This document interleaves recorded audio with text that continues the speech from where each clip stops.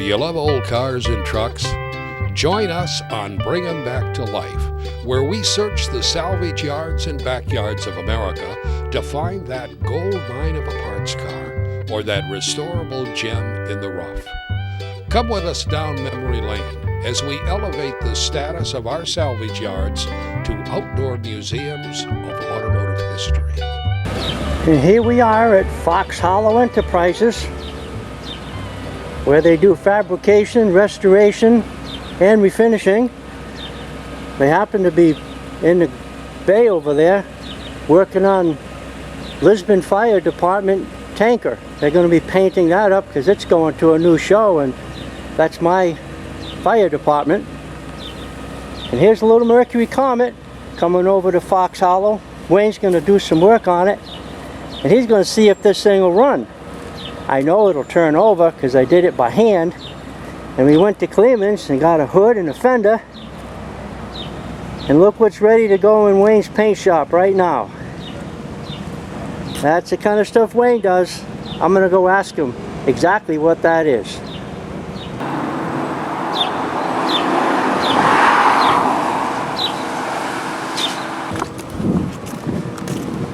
Alright Wayne, so I told you I saw this little hot rod out here that looked like it had been chopped, and I thought it was a 33 Ford. I hit it, didn't I? Yes, you did. It's a 33 Ford replica. It's a car that's actually made by Factory 5. We're really good customers of ours. Gary and Liz Glode own this, and they've been working on it for 4 years.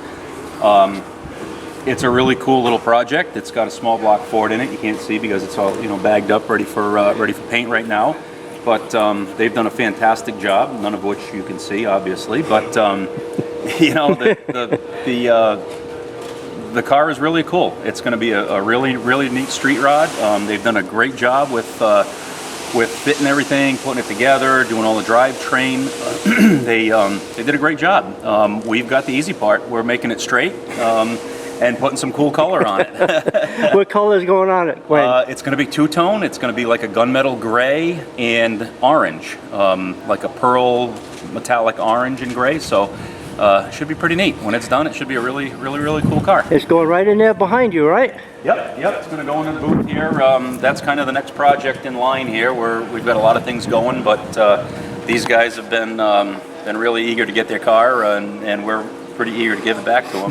Okay. So it's gonna head into the spray booth. It's gonna get put on our lift in the spray booth and bagged up, and off we go. Next time you see this car, it's gonna be a pretty cool orange and gray. And now we just gotta unload the little Mercury Comet so that we can discuss hopefully getting the thing to run and drive. Absolutely.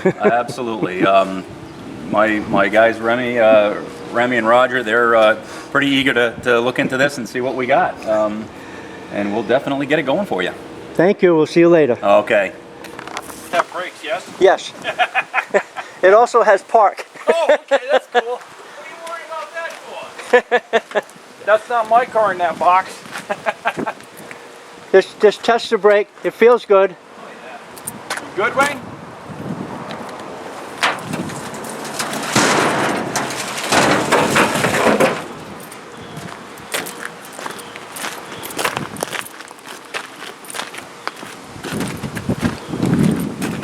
Oh, it's my strap for the fender. Caught the strap.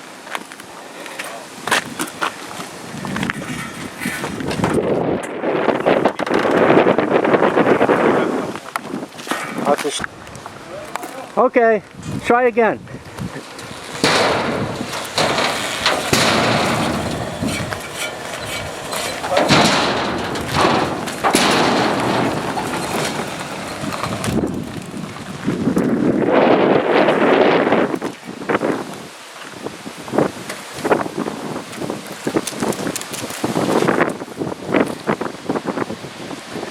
Yeah, we got to fix that, Wayne. There's no brake lights. We can handle that. We can definitely handle that. This is the real Skip here at French Lake. Thank you for inviting us, Skip. You're welcome. Nice having you.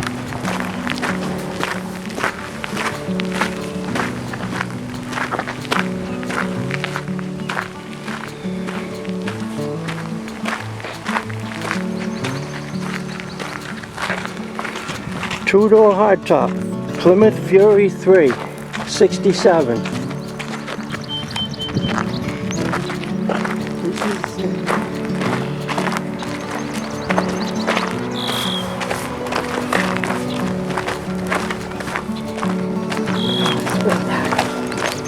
Can't drive back here, so. Look at the back half of a 56 Chevy. 210.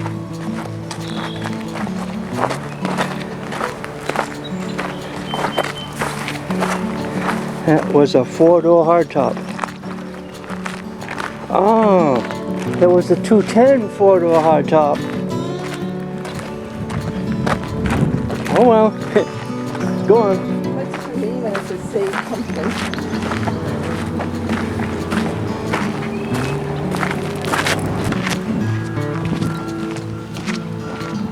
Here's a wall of hoods, fenders, trunks, grills, all hanging on a steel cable off the ground, easily identifiable, hanging on those barriers.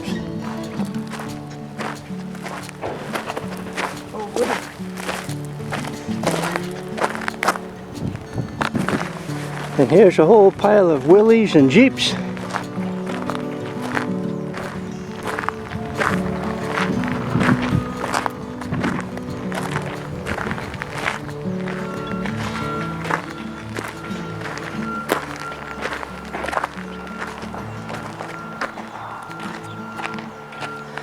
And things don't get much older than that.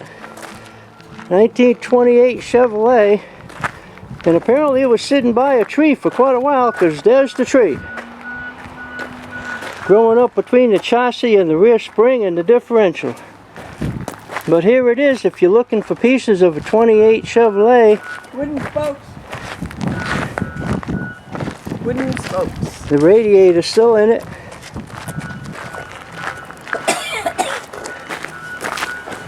License plate says it might have been registered in 1952. Here's another wall of fenders and hoods.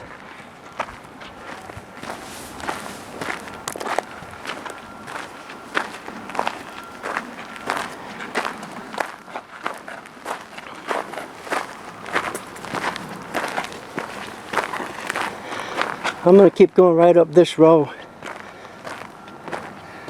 It looks like it's switched over to Studebakers and lots of Studebakers. 50s, 49s, 51, Starlight. One of the last Studebakers right there, 57. Then some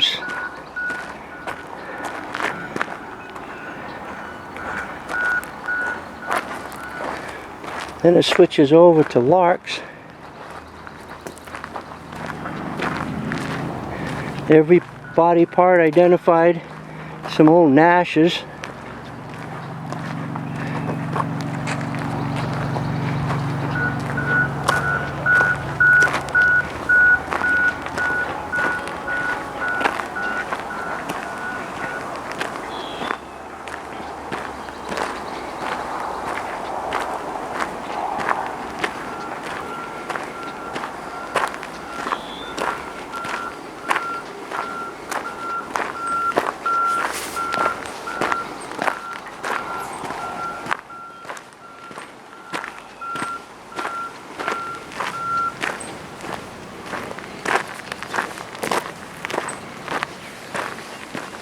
Here's some Chrysler New Yorkers.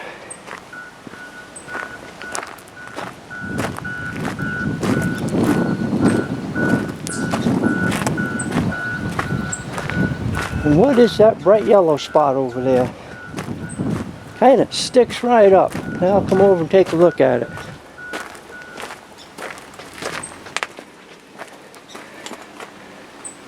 (1954) Chrysler Newport. Must have been somebody's cruising machine for a while. Two-door hardtop. Looks kind of cool. Here's a whole bunch more Chryslers from the 50s.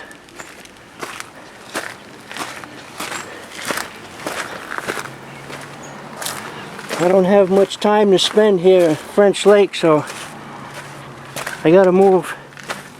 I just want to show everybody what I can.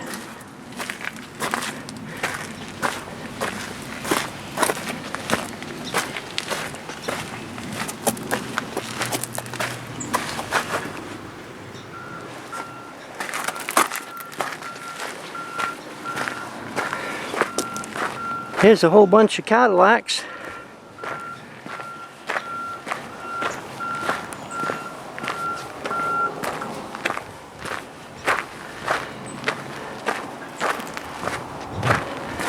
'53, '55, '56.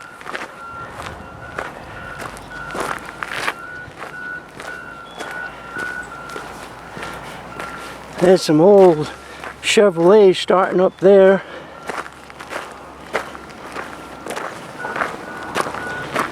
There's a 49 or 50 fastback. That's a Pontiac. Here's a whole group of Pontiacs.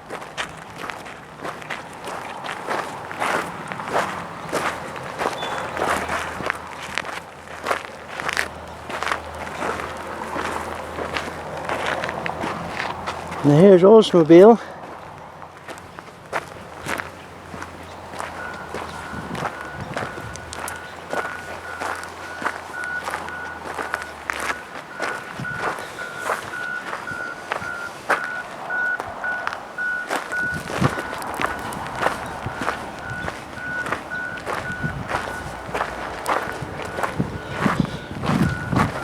'40s, '50s, '60s.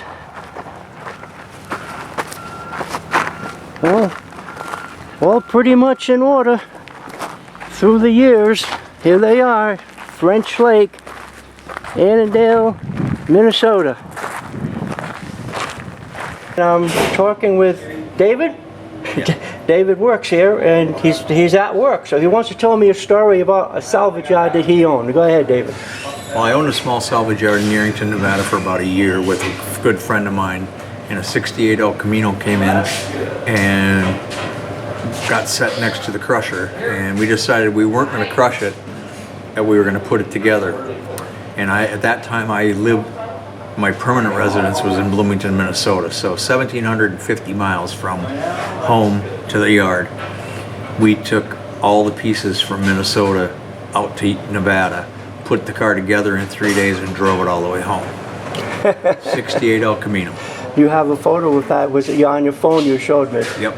Okay, so that was one that got saved from a crusher. And the first one that I saved from a crusher was my first car, a '57 Chevy Bel Air two-door post car that I saved from a wrecking yard right out here on Highway 12 somewhere. I do not remember the name anymore, but I put that car together in my high school years, and I had that one for quite a few years before I sold that one. We saved that one. That one was getting picked up to go in the crusher when we saved it. So you understand why I try to bring people's attention to salvage yards that still have the old cars in them. Yep. So if you can save them, we should save them. Once they're crushed, they're gone. Yep. Yeah. Well, thank you, David. Thank you. Have a good afternoon. Yeah, you do the same. Here's Mercury's.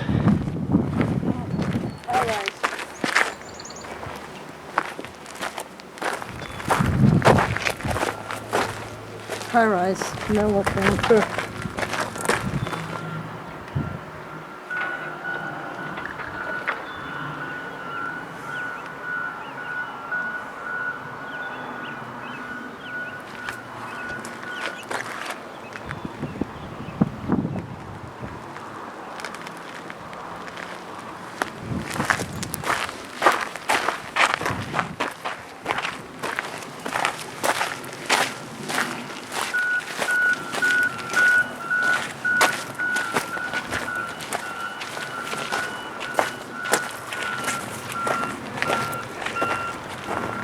And here's all the Buicks up through here.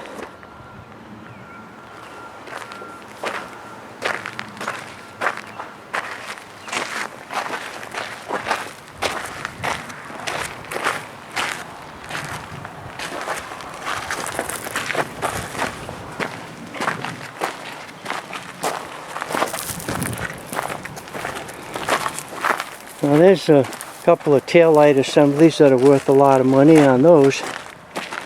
And they're not smashed either.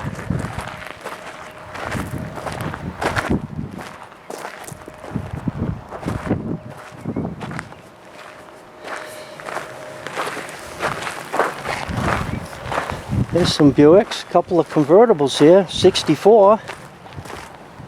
64.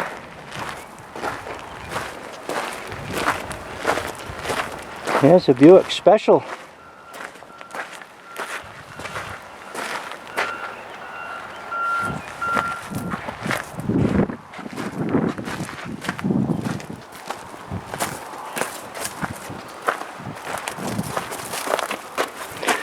An Electra 225 convertible, 1964. And they go back. And here's a pile of Fords, 50s, middle 50s, into the Thunderbirds. And there's a 1960 Ford station wagon. That was the worst car I ever owned. If it wasn't for one of them, I wouldn't be driving Chevrolets.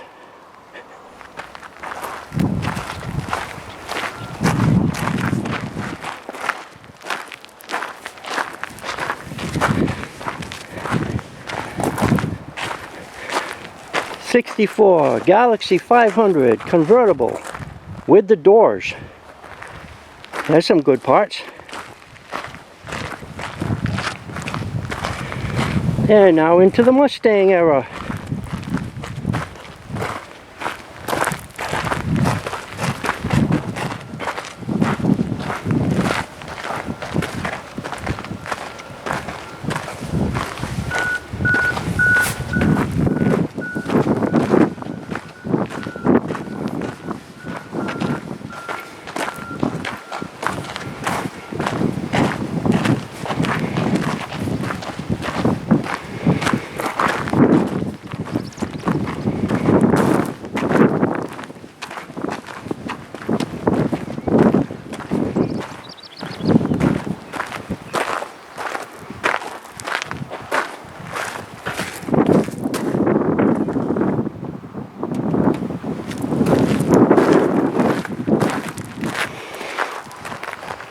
I think that's a 51 Kaiser. It's a two-door. It is. It's a Kaiser. It's all there too. Look at that nice chrome on that bumper. Chrome over the rear wheel. Glass isn't even broken. That'd be a neat little hot rod. Here's a bunch of more Kaisers. It's just I spotted that 51 first. Kaiser Manhattan four-door. That thing is really pretty. Original paint, a little bit of patina. A whole bunch of Kaisers here. Well, that's what Skip does. He puts them all in one area so it's easy to look through to find parts. 51s to 54s. Whole bunch of them. There's a whole bunch of Hudsons.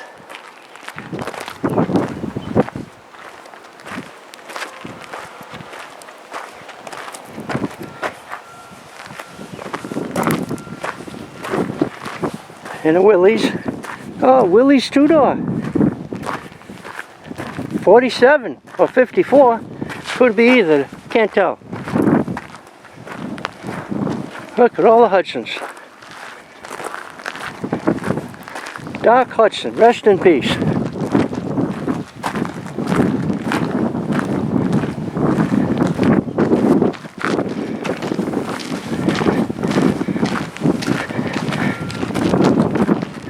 Ford pickups. Pretty good selection here. 60s up to 70s. That's a Bronco. Pretty rough looking.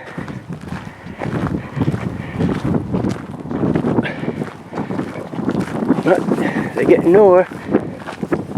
the 70s, 79, 80.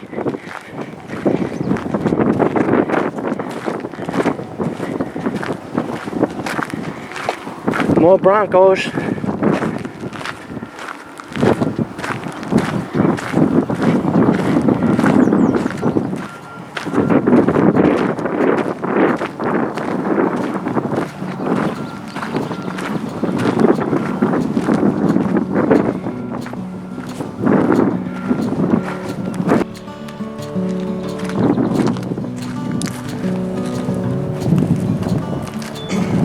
See, I said when we walked by the back half of this 56 Chevy on the way in that it was a 4-door hardtop 210. Well, I just opened the trunk lid and there's the 2 rear doors, and it's only got the 1 piece of stainless on the door. So that shows that it was in fact a 210, which is a very uncommon model for a 4-door hardtop. They were almost always Bel Airs.